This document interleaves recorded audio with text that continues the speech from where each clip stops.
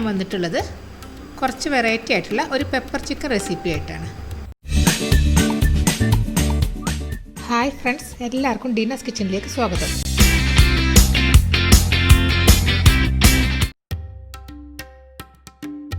ഇതിനു വേണ്ടി ഞാനൊരു 1/2 കിലോ ചിക്കൻ കഴുകി വൃത്തിയാക്കി എടുത്തിട്ടുണ്ട്.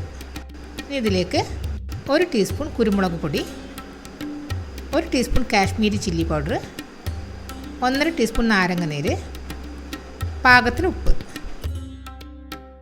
ഇതെല്ലാം ചിക്കനിൽ നല്ല പോലെ ഒന്ന് തേച്ച് പിടിപ്പിക്കാം.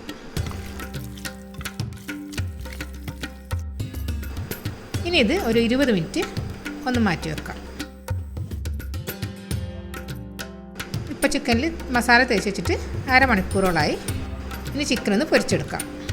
ചൂടായ ചട്ടിയിലേക്ക് ചിക്കൻ മുങ്ങിക്കിടന്ന് പൊരിയാൻ ആവശ്യമായിട്ടുള്ള എണ്ണ ഒഴിച്ചു കൊടുക്കാം.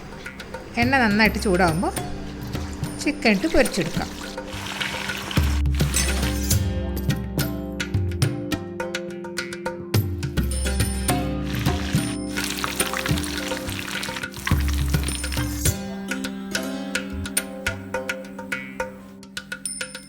ഇനി ഒരു ചട്ടി വെച്ച് കുറച്ച് ഓയിൽ ഒഴിച്ചു കൊടുക്കാം. വെളിച്ചെണ്ണയാണ് ഞാനിവിടെ ഉപയോഗിച്ചിട്ടുള്ളത്. ഇതിലേക്ക് മീഡിയം വലിപ്പമുള്ള ഒരു സവാള അരിഞ്ഞത്, അതുപോലെ ഒരു 10-12 അല്ലി വെളുത്തുള്ളി, പിന്നെ ചെറിയൊരു കഷ്ണം ഇഞ്ചി അരിഞ്ഞത്, പിന്നെ കുറച്ച് കറിവേപ്പില. ഇനി ഇതെല്ലാം കൂടെ ഒന്ന് വഴറ്റാം. കുറച്ച് ഉപ്പ് കൂടെ ചേർത്ത് കൊടുക്കാം.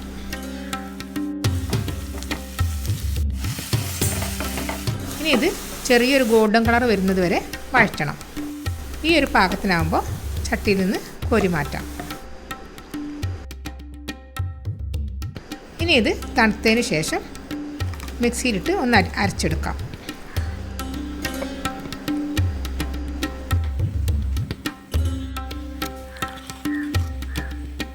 ഇനി ഒരു ചട്ടിയിലേക്ക് കുറച്ചുകൂടെ ഓയിൽ ഒഴിച്ചു കൊടുക്കാം. ചിക്കൻ പൊരിച്ചെടുത്ത ഓയിൽ തന്നെയാണ് ഞാൻ എടുത്തത്. ഇതിലേക്ക് 2 ഗ്രാമ്പു, 2 ഏലക്ക, ചെറിയൊരു കഷ്ണം പട്ട എന്നിവ ഇട്ട് കൊടുക്കാം. ഇനി ഇതിലേക്ക് 2 ടീസ്പൂൺ മല്ലിപ്പൊടി, 1/2 ടീസ്പൂൺ ചെറിയ ജീരകപ്പൊടി, 1/2 ടീസ്പൂൺ പെരുംജീരകപ്പൊടി, 1.5 teaspoon Kashmiri chilli powder, 1.5 teaspoon കുരുമുളക് പൊടി. ഇനി ഇതെല്ലാം കൂടി എണ്ണയിലൊന്ന് വറുത്തെടുക്കാം.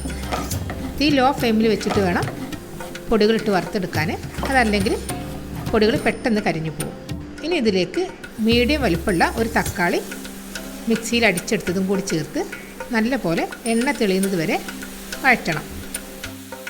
ഇനി ഇതിലേക്ക് നമ്മൾ നേരത്തെ അടിച്ചു വെച്ച വലിയുള്ളി ഇട്ട് കൊടുക്കാം. ഇതിലേക്ക് ഒരു 3/4 കപ്പ് വെള്ളം കൂടി ചേർത്ത് കൊടുക്കാം.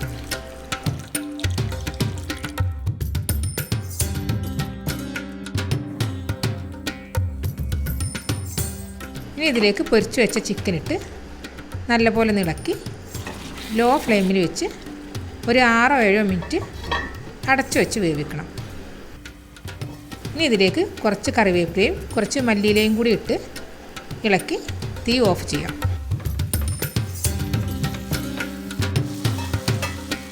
നമ്മുടെ പെപ്പർ ചിക്കൻ റെഡിയായി. നമുക്കിത് ചോറിൻ്റെ കൂടെയോ ചപ്പാത്തിൻ്റെ കൂടെയോ അങ്ങനെ എന്തിൻ്റെ കൂടെ വേണമെങ്കിലും കഴിക്കാൻ പറ്റും.